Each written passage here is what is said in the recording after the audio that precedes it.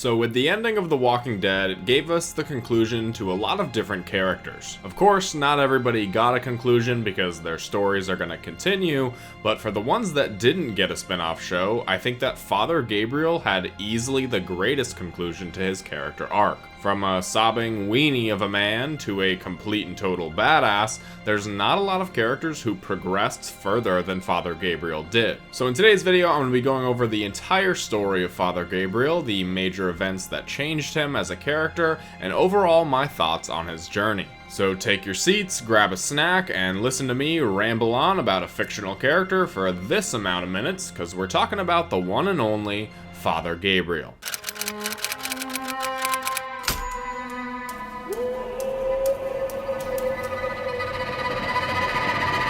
Phase 1, The Coward. The first time we meet Gabriel is in Season 5, Episode 2, Strangers. He's surrounded by walkers and screaming for help, and luckily our group arrives just in time to save him. But this was a time when our group was at their darkest. They're coming straight from Terminus, Rick is coming from his encounter with the Claimers, and nobody is too trusting of Gabriel. To add to this, he's dressed like a priest. Accompanied with priests is usually a cross, similar to the one that Daryl saw painted on a car that took Beth. As an audience, this is immediately the connection we make, and because of our group's journey, Gabriel is a very suspicious person. He talks about his faith to God, says that he hasn't killed anybody or any walkers, and Rick asks him what he's hiding. They've all got something to hide, but Gabriel says it's for God to judge him on his past, not a group of strangers. Gabriel leads the group to his church, making jokes about how he's leading them into a trap and he's gonna take all of their squirrels, jokes that the rest of the group don't find very funny. But even with the doubts of the group, they don't really find anything. Gabriel is clean? Well, for the most part. He proves to be more of a nuisance than anything else, unable to defend himself, and more than anything else, Rick knows that he's hiding something. His past does catch up to him, admitting to the group that he locked people outside of his church, heard them scream and cry for help as they were eaten alive, but he was too cowardly to do anything about it. After the termites come for the group, and Rick does his job in making the church an unholy place, Gabriel joins the group on the road, seeing no other choice than to move on from his past. Even though this group has come along and saved him, forced him to move on from his past, Gabriel still can't forgive himself for his past sins. Being a man of God, Gabriel sees the actions of this group and thinks of them as dangerous people. When they arrive at Alexandria, Gabriel sees this as his opportunity to tell Deanna of how dangerous Rick and the company really are. But ultimately, Gabriel doesn't believe he deserves to live in this world. He's been given opportunity after opportunity, but as each day passes, he loses a bit more faith. He looks for his opportunity to finally meet God, but clearly God isn't ready for him to be done just yet. Phase 2, The New Page. He learns to forgive himself for his past sins, and looks to be embraced by Rick and the group. He offers help even though it's denied time and time again, but in a moment where Rick desperately needs him, Gabriel is there, escorting Judith to safety and rallying the religious folks to fight for their home. Now having finally earned Rick's trust, Gabriel starts to learn the ways of the group, while still maintaining his faith, though he sees that the world isn't so black and white anymore, it's all gray. He embarks on the biggest mission that the group has ever been on, the fight against the Saviors, where he takes his first life. As the threat against the Saviors increases, Rick leaves Gabriel in charge of the defense of Alexandria so that way they can go and take Maggie to the hilltop. Though when the group returns, they're short 2 people, stripped of their weapons, and most importantly, cleared out on their hope.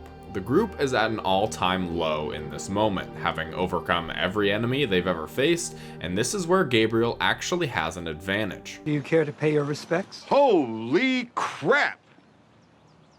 You are creepy as shit. He gives speeches, pep talks, and tells everybody what they need to hear, not what they want to hear. He's accepted this new way of life, helping out where he can, but ultimately keeping close to his roots and his faith because it's what the people around him need at this time. Gabriel actually plays a pretty instrumental role in helping the group find their faith again. Maybe not in God, but in themselves, to fight back against Negan. During their first fight at the Sanctuary, Gabriel gets cornered and stuck with, of all people, Negan. Phase 3, Faithless. He talks to Negan, trying to find common ground, and however difficult it might be, they eventually do see, to some level, eye to eye, escaping from their confines back to the sanctuary. And speaking of eyes, Gabriel gets incredibly sick, his eyes infected and making him unable to see clearly. After he tries to escape with Dr. Carson, he's caught and brought back to the sanctuary. This time, he's the one who's stripped of his hope. So for all of Season 7, Gabriel was basically the one who only had hope,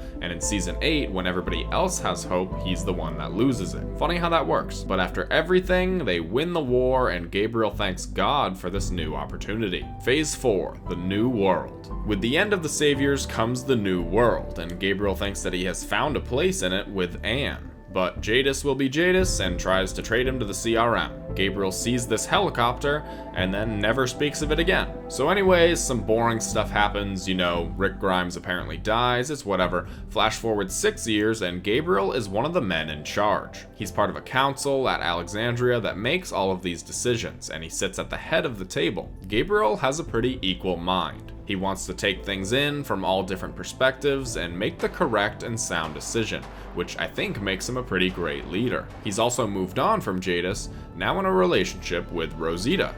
Go Gabe. Even with his personal life and leadership role, Gabriel still finds time for his own faith and his job at trying to help people find their way. Because of this, Gabriel is one of the few people to speak with Negan, trying to help him find his way back to the light or whatever Negan can find, but Negan has a way of getting under people's skin, so when Gabriel visits him after he receives news of Rosita being lost out there, he takes his anger out on Negan. But I like this side of Gabriel. He's not above everybody else, he's not better because he's a man of God, he's a human being with thoughts and feelings of his own. Some more boring stuff happens, the Whisperers attack and kill a big chunk of people, but Gabriel sees how dire the situation is, telling Aaron that he needs fighters and Negan is a fighter. Use the resources while they still have them.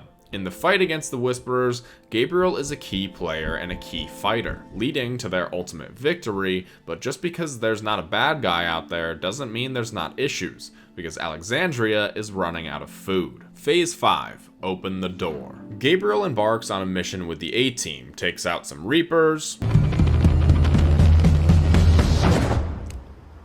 Call me Gabriel. And moves on to the Commonwealth. He takes out some bad guys there, breaks up with Rosita off screen, I guess, and overall helps the group recover their own people, and in the ultimate fight against the power of the Commonwealth, Gabriel doesn't turn to violence. He doesn't turn to faith, he turns to peace. He opens the gates on the people stranded outside, letting them in to be safe and jeopardizing his own safety in the process, but that's who Gabriel is now. He puts his own life on the line to open the door, which is a far cry from somebody who prioritized his own safety against helping others. Father Gabriel is, I think, one of the greatest characters in the show. He's one of the only people in the entirety of the show to have a clear and complete character arc, which might not sound like the greatest thing on paper, but it looks good for Gabriel. I remember when he was first introduced on the show, and really for like the entirety of season 5, I was ready for him to leave. He didn't add anything, he was more annoying than anything, but by the end of the show, Gabriel was one of my absolute favorite characters. There were all these theories over the years about him being a traitor, and there was a ton of fan backlash for him, but he overcame this fan backlash and eventually became a fan favorite. From somebody who had never killed a walker before, to somebody who was afraid of guns,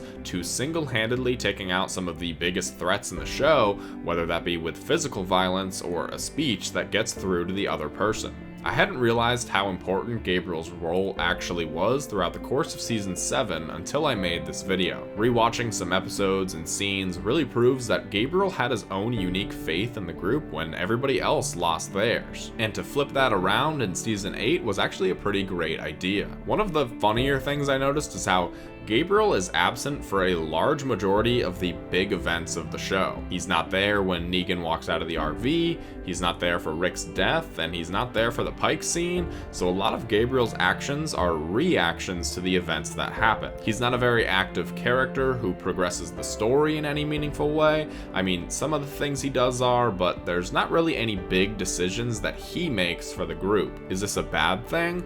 No, not every character needs to be an active character. There are plenty plenty of passive characters and storytelling that are just as impactful because of their presence in the story. Gabriel is one of those characters. He's not Rick Grimes, he's not the man to make the big decisions that impact where the story goes, and that's completely fine. Gabriel is a supporting character. His role definitely increased over the years with the absence of other supporting characters, and I think that he filled that role quite well. He grew into a fan favorite character, and that's a long ways from where he began. What are your thoughts on Father Gabriel? Let me know down in the comments below and who I should cover next. Special thanks to my channel members. You guys are the absolute best, and you guys are the first to see this video. So if you want to see videos early like them, become a channel member. You get lots of exclusive perks depending on the tier, so check it out by hitting that join button. Special thanks to these guys right here, and I'll see you all in the next one. Yeah.